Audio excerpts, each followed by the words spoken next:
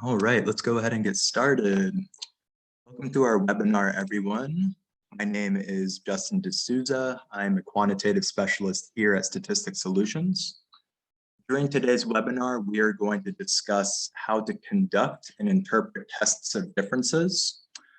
What I'm going to do is go through the entire presentation first. I'll give some demonstrations in our software Intellectus. And if you have any questions, you can type those into the chat box.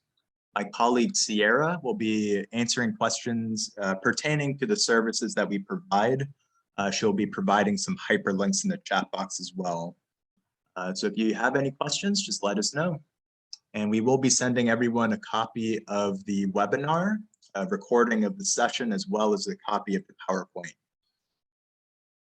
Okay. All right, I'll start out by giving a brief overview of the services that we provide at our company, Statistics Solutions. Then we'll dive into the topic for today, conducting tests of differences. Then I'll provide a demonstration in our company software, Intellectus, and then we will conclude with a summary and a Q&A session. Our company, Statistics Solutions, provides assistance with every part of the dissertation journey, starting with topic development, going all the way to final defense assistance, as well as journal publications. So the way our company works is we will assign a methodologist to you, as well as a literature review specialist. We do provide assistance with both quantitative and qualitative studies. So if you need help framing your research questions, determining a gap in the literature, deciding if a quantitative or qualitative route is better for you, we can help pinpoint a specific approach. We can help you find survey instruments online, as well as providing a theoretical foundation for your study, providing a theoretical framework. We assist with IRB forms, data entry templates. We can host a survey for you on SurveyMonkey account, as we have our own company profile.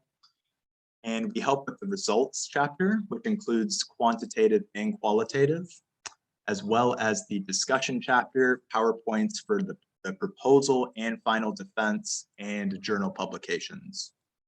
So if you have any questions or if you've hit a roadblock with your dissertation, you can give us a call at 727-442-4290. So today we're going to cover tests of differences, and this typically encompasses t-tests and ANOVAs. Those are the most common approaches used to test for differences between groups, or maybe to test for differences over time if you're doing a longitudinal study. First thing to verify is the assumption of normality. I wanted to start with this section because this is really foundational. It's really important to establish normality before you dive into specific approaches in terms of what analysis you run. So parametric statistics like t-tests and ANOVAs assume that the data follow a normal or bell-shaped distribution. There are various ways to check for normality, including a Shapiro-Wilk test, a Kolmogorov-Smirnov test, skewness and kurtosis, scatter plots and histograms. If the data do not follow a normal distribution, then you might want to go to a non-parametric technique, a Mann-Whitney test or a Kruskal-Wallis test. And we'll discuss that more. Depending on your university, there might be a specific approach to check for normality, like your chair or your methodologist might have a preference for what is the appropriate way to assess for normality.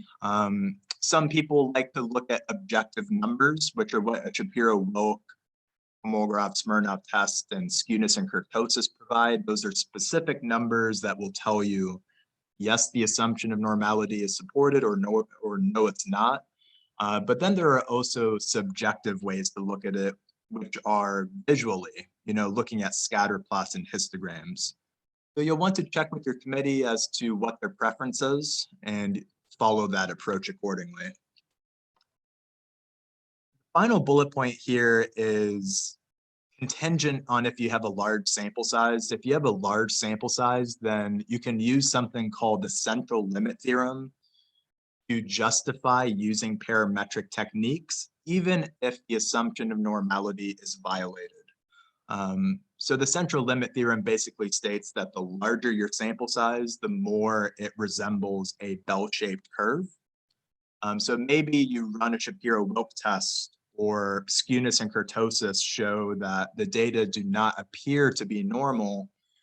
If your sample size is sufficiently large, then you can still proceed despite these violations of normality. Having a large sample size in statistics is always beneficial. I provided a citation down here by Howell, who states that violations of normality are not problematic when the sample size exceeds 50 cases. Okay, so we have parametric tests and we have non-parametric tests. And the way I've set up this table, you have the parametric test and the alternative non-parametric right next to it. So perhaps you propose to run a parametric test like an independent t-test, and you check for assumptions. You know, you need to check for normality and you need to check for homogeneity of variance.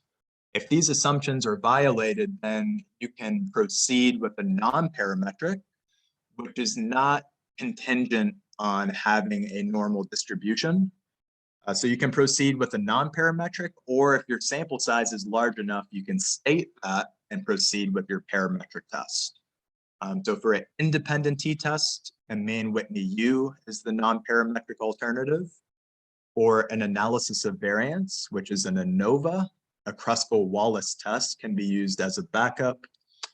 For a dependent sample t-test, also called a paired sample t-test, you can run a Wilcoxon sign rank test as a backup. And for a repeated measures ANOVA, you can run a Friedman ANOVA as a backup if normality is not supported. So we'll dive into these specifically and kind of show examples of when to use them and how to interpret them. We'll start out with an independent sample t-test. This is used when you're testing for differences in a continuous variable between two independent groups. Very important that you have a continuous dependent variable, you know, a dependent variable that falls on a continuum. Usually if decimals or possibilities for your variable, then it's continuous. And it's very important that you only have two groups. You can't have one group, you can't have three or more. It's two discrete independent groups. Okay, so I touched on that here. You need to have an independent variable that is dichotomous or binary. It has two groups. Examples of this include gender. If you have male versus female, or maybe a group in an experimental study where you have a treatment and you have a control group. And then the second prerequisite is that you have a continuous dependent variable. Before you run any parametric test, even non-parametric test, you'll want to check for the assumptions of that test. And I provided a hyperlink for this. Statistics Layered is a great resource that will give you guidance in SPSS on how to run a specific analysis and what assumptions you should verify. So let me try and open this. I can't do it from here. There we go. What the website looks like. It gives you a breakdown on when to use a t-test. And then you can see the assumption section right here. Specifically for an independent t-test, there are 6 assumptions you need to verify. A few of them are just definitions. You know, your dependent variable needs to be continuous. Your independent variable needs to have only 2 groups. You have independence of observations, meaning that one participant can't be in multiple groups. They fall into one discrete category. There should be no significant outliers. And then one of the more important ones is normality. Okay, so your dependent variable needs to follow a normal distribution. And this applies to almost all parametric analyses, that you need to have a normal distribution. Okay, so if the assumptions are not supported, then you can run a Mann-Whitney test as a backup, or you can use your sample size. If it is sufficient, if you have a large sample size, you can use that to justify proceeding with the t-test. Then you can run your statistical analysis in intellectus statistics. And at the end of the presentation, I'll go through all of these examples in intellectus. Now we can take the idea of independent t-test and kind of expand on it. What if you have three groups, three or more? When you do an ANOVA, it's testing for differences in a continuous dependent variable that's the same between two or more independent groups. Now I say two or more because the math works. You can have a comparison of male versus female, or treatment versus control, and you can still run an ANOVA. It's a little redundant. You might as well just do an independent t-test, as running an ANOVA with two groups is kind of overcomplicating the situation. So you could say three or more, but the proper definition is two or more.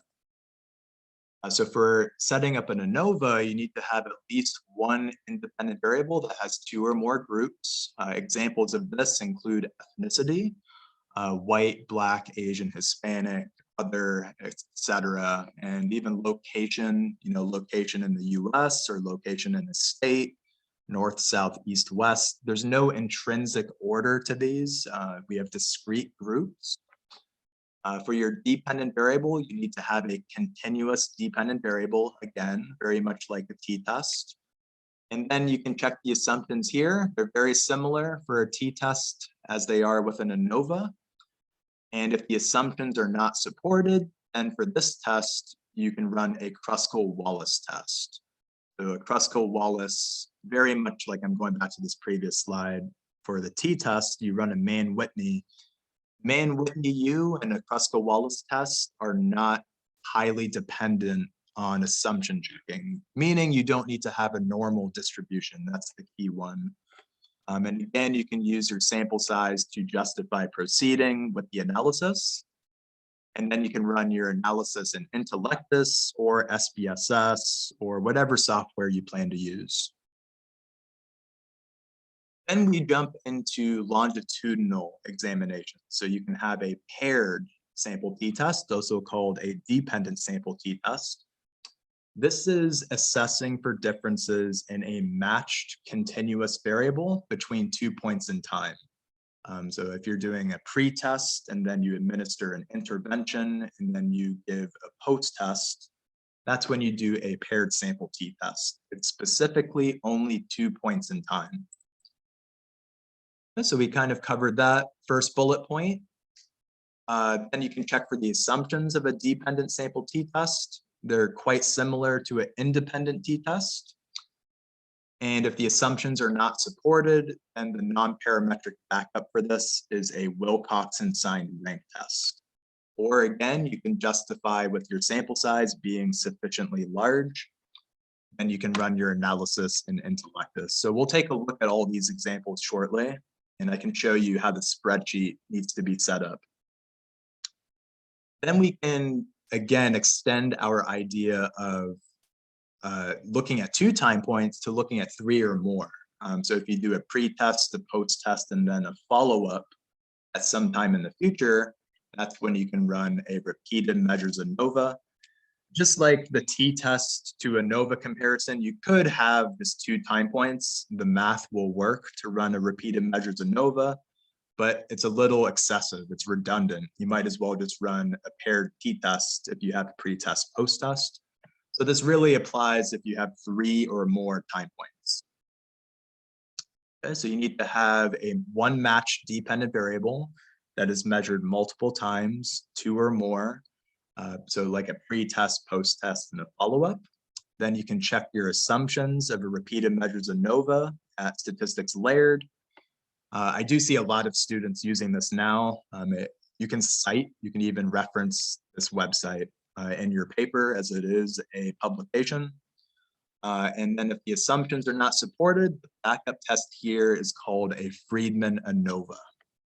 and you can use your sample size to justify proceeding despite normality potentially being violated. Okay. Okay, so in summary, you want to identify your independent grouping variables. Do you have 2? Do you have 3? Do you have more than 3? Are you matching data? Are you doing a pre-test, post-test, and a follow-up? Are you doing both? I can even touch on that a little bit. If you're doing pre-test and post-test, and you're looking at differences between groups, you can use what's called a mixed model ANOVA, which is a little more complicated. That's if you're doing a true experimental study. And then is the goal to test for differences between groups or test for differences over time. And you can use intellective statistics to analyze your data and present the interpretation. Okay, so let's take a look at intellective statistics. This is our company software. This is what the homepage looks like. And I do have some example data sets in here. So let's go ahead and open this first one. And what we have for this example are different car models. You know, you have Mazda, you have the Valiant, Mercury, a Honda Civic, and we have statistics for each of these factors. And this is usually how a spreadsheet needs to be set up, where each row is a unit, a separate unit of interest, and the columns are the variables of interest. Okay, so in the spreadsheet, I have a column for transmission type, whether the car is a manual or automatic transmission. So what we could do is we could ask, you know, say a research question was, is the mileage of a car different based on the transmission type of the car? And because we only have automatic and manual possibilities, and we have mileage, which is a continuous variable, we could run a independent t-test in this example. And as you can see in the left margin here, we have all the different functions you can use to clean your data. You can recode, you can reverse code, you can impute data, which is replacing the missing values. You can remove outliers, you can transform even. Okay, and you can even download the data set once you make adjustments, and this will download it into Excel. So we'll go to analyses. I've actually already run these, so let me just delete them. Okay. And we'll go to the t-test family and independent sample t-tests because we only have 2 groups. The dependent variable is the variable that you want to assess for differences in. In this example, I'm going to use mileage, miles per gallon. The independent variable will be transmission type. It was manual or automatic. You can go to options and Intellectus, and you can see what assumptions are going to be verified. By the default options, normality is going to be checked with the Shapiro-Wilk test, and homogeneity of variance is going to be checked with a Levine's test. At the very bottom here, you can see automatic non-parametrics are enabled. And what that means is if the assumptions are violated, you know, if normality is not supported, Intellectus is automatically going to run a non-parametric backup. And so we'll save those options, click calculate. And this is what it presents. It gives you an APA write-up automatically and an interpretation. The first thing it will do is check for normality, okay? And when you do a Shapiro-Wilk test or a Kolmogorov-Smirnov test, or even a Levine's test, significance, you know, statistical significance is actually not ideal. We want non-significance, meaning we want a p-value greater than 0.05 for these tests. So what we can see here is the Shapiro-Wilk was not significant for the automatic transmission category. You can see this p-value is greater than 0.05. And then this p-value for the manual category is also not significant. So what this means is that mileage is resembling a bell-shaped curve for automatic and manual, which is great. That's what we want. Homogeneity of variance is the next assumption that is checked. And this is making sure that the spread of mileage is approximately equal between automatic and manual. And this is right at the cusp of significance and met the threshold. Therefore, the assumption was supported. So both of our assumptions were met. And then we look at the results of the t-test, okay? And you can see that the mileage, the average mileage for an automatic car was 17.15 miles per gallon. And for a manual car, the average mileage was 24.39. The manual had about a 7 mile per gallon difference. And we look at this p-value, and you can hover your mouse over terms and it will give you interpretations.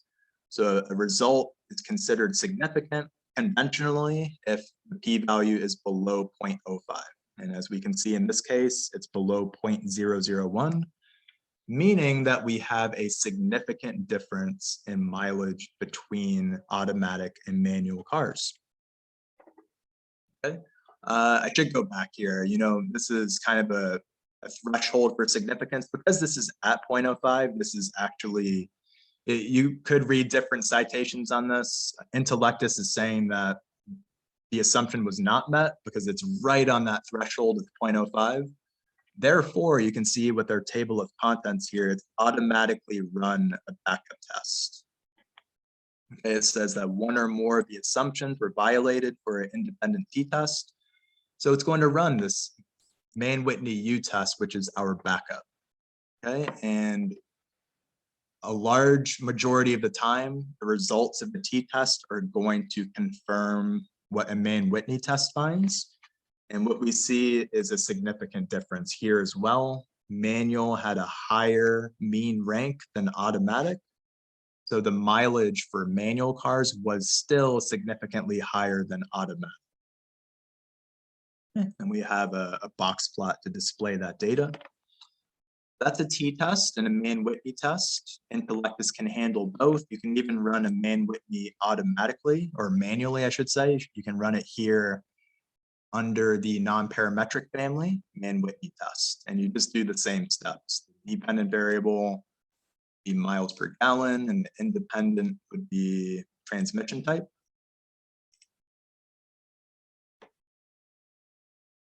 And there it is. All right, so that's an independent t-test. We can also run an ANOVA. Okay, so for this one, we have multiple classrooms. We have 3 different classrooms, and we have standardized test scores. So say I wanted to see, is there a difference in math scores between classrooms? Because we have more than 2 classrooms, we have 1, 2, 3, and ANOVA would be the best approach here. And so we'll go to analyses. And then we'll go to the ANOVA family right here. And we do have multiple options. I tried to keep it kind of simple, as there are, you know, you can run ANCOVAs and mixed model ANOVAs. I did briefly touch on that in the summary. If you have questions about those, I can answer those in the Q&A session, but I wanted to keep it kind of straightforward for today's webinar. So for an ANOVA, our dependent variable will be math scores, and our independent variable will be classroom. Again, I can go to options here and see what assumptions are going to be checked. Shapiro-Wilk, Levine's test for normality and homogeneity and variance, and non-parametrics are enabled. And we'll click calculate, take a look at the assumptions first. Normality was supported. Again, you want a non-significant result for these tests, and that's what we have. We have p-values greater than 0.05. And then we can see the results of the ANOVA itself. So the most important statistic, as you can see, are p-values. There's a lot of APA information provided here. For APA format, you need to report a lot of these stats, but for interpretation purposes, the p-value really tells you what you need to know. So what we see here is we have a significant p-value. And what this means is that we have significant differences in math test scores between the three classrooms. Okay, so there are differences, significant differences in math by classroom. That doesn't tell us enough, right? Because we don't know which classroom scored higher than another classroom. So we have to scroll down a little bit further. And here you can see the mean scores by classroom. And then post hoc tests are conducted here, and specifically paired t-tests are run, where each classroom is going to be compared to every other classroom. So class 1 to class 2, class 1 to class 3, and class 2 to class 3. And it's going to tell you which pairs are significantly different than one another. So we can see here that class 1 has significantly higher scores, significantly larger scores than class 2. Class 1 had about a 4-point difference in comparison to class 2. And then class 2 had a significantly smaller math score in comparison to class 3. Okay, so 2 of the comparisons were significant, 1 of them was not. So which one was that? That was class, you have 1 to 2, 2 to 3, 1 to 3 is not significant because it's not interpreted here. Class 1 versus class 3, while there is a difference, it wasn't a significant difference. Okay, and then we can go into longitudinal tests. So here I have a pre-test, post-test, and a follow-up survey. And I have the total scores here. This was used to measure knowledge among nurses. So first a pre-test was given, then an education was provided. Then the post-test survey was administered exactly the same, and then a follow-up was done at some point in the future. And you can see how important the organization is for a longitudinal study. You know, for one row of data, you want to have a person's pre-test, post-test, and follow-up. So whether that is accomplished through giving everybody a random number, or if you can use names, I would go ahead and use names, but usually that is a big confidential component for universities. They don't want you to use names, they use IDs or email addresses, things like that. Okay, so one row needs to have all components of the longitudinal study: pre-test, post-test, and follow-up. So we can do 2 things here. Say we didn't have a follow-up at all, we just had pre-test and post-test. That is where you can run a paired sample t-test. So we'll go to analyses. Let me delete this one as well. So t-tests would be only for 2 points in time, pre-test and post-test. We'll go to paired sample t-test. Variable 1 will be the pre-test overall score, and variable 2 will be the post-test overall score. Confirm, check the option, excuse me, check the options. We have Shapiro-Wilk enabled. You don't really need to check for Levine's test on this one. Normality is the most important. Save the options and calculate. Okay, as we can see, normality was supported as we have a non-significant Shapiro-Wilk test. And then we can see down here, pre-test scores increased. Knowledge went up from 4.38 up to 5.75.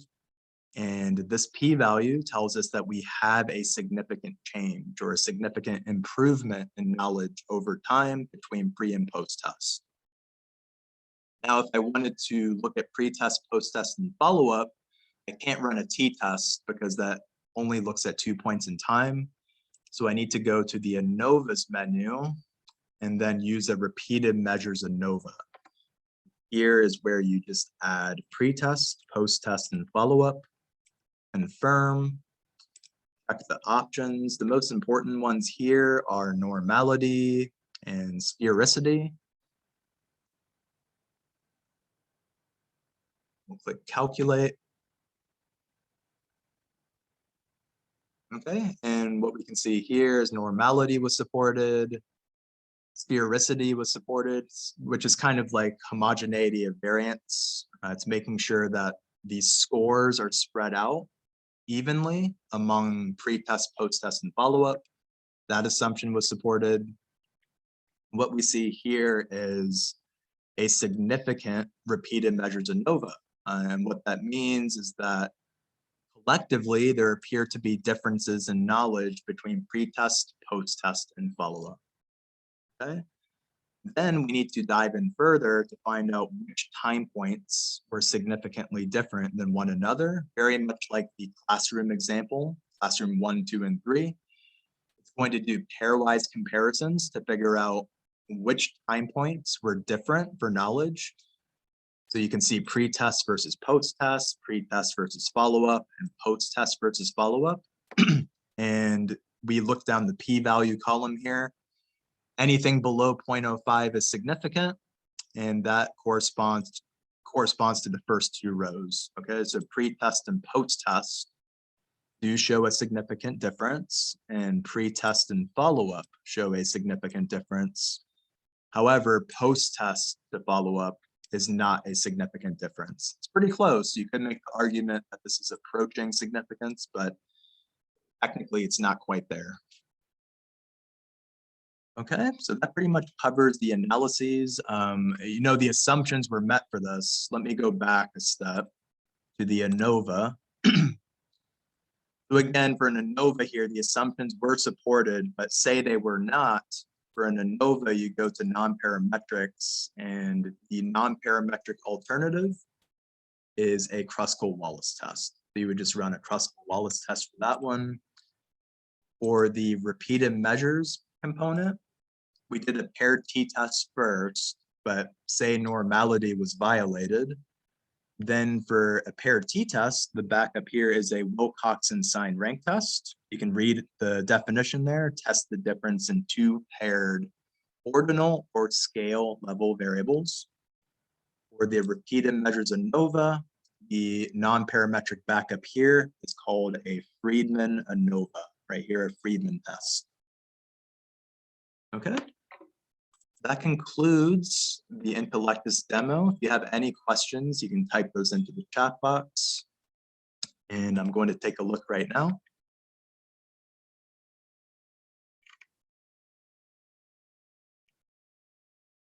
Looks like we had some audio difficulties at the beginning. Hopefully everyone could hear me.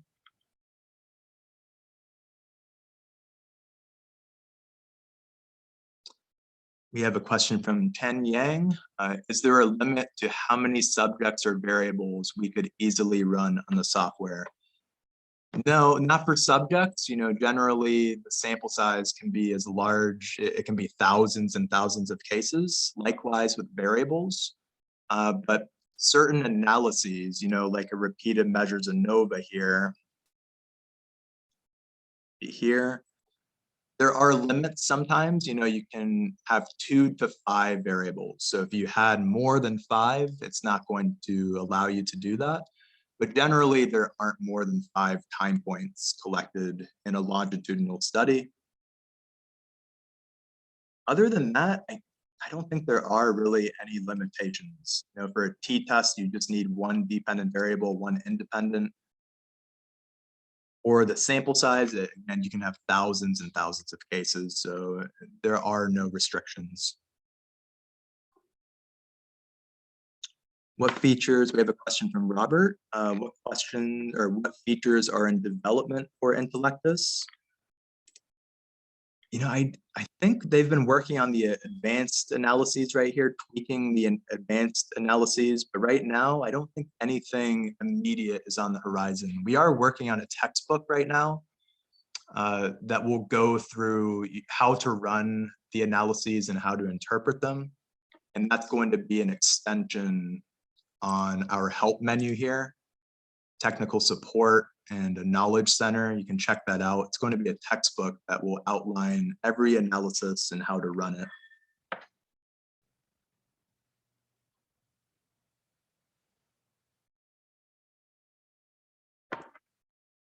All right, do we have any other questions?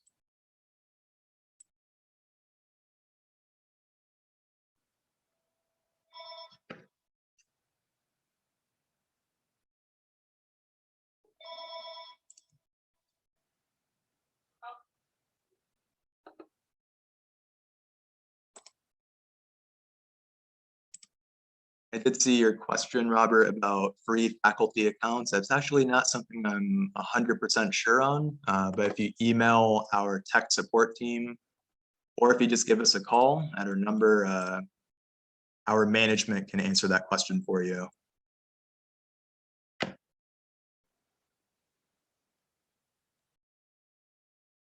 Do we have any further questions about tests of differences or how to run things in Intellectus?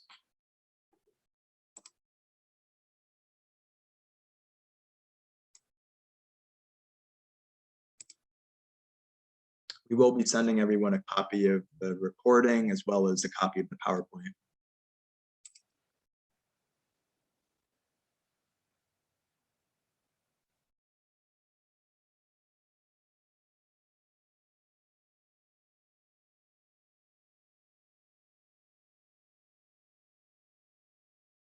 All right, if we don't have any further questions, I'll go ahead and wrap it up. Thank you so much for joining, everyone, and come join us for our future sessions as well. We cover every topic of the dissertation journey. So if you're stuck in a certain chapter, come join us. I'm sure we'll be doing a session at some point during the month.